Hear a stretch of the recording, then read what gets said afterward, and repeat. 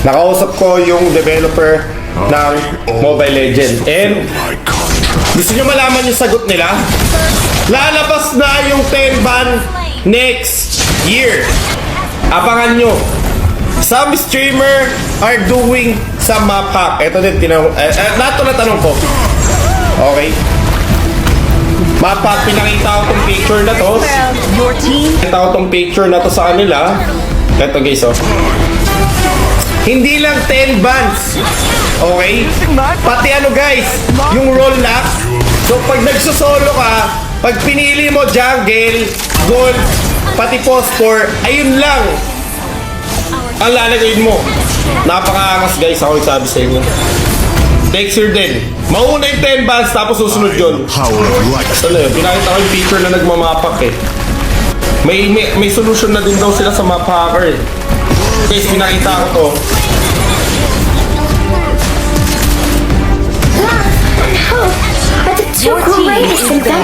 Pinakita ko yan. May chance daw, guys. Okay? May chance na magka-hardware ban.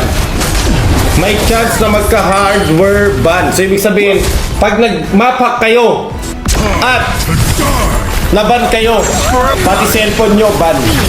So, kailangan nyo bumili ng bagong cellphone if gusto nyo maglaro. Ganun na, men. Ban device, men. So, bawal na kayo mag-map hack. Men, ako nagsabi sa inyo, men. Delikado na, men. Yung mga nagmamap hack dyan, men. Kahit mag-change ka ng IP address, kahit ano, device ban ka, men. Sa bakas, iwas na kayo guys. Palit CP ka talaga, bili ka bago. Paano kung mag-bag? Men, walang bag, wag mong isipin yun. Natatakot lang kayo, men. Ako nagsasabi sa inyo, men. Sa inyo sinasabi ko lang, sinasabi ko lang sa inyo, ha.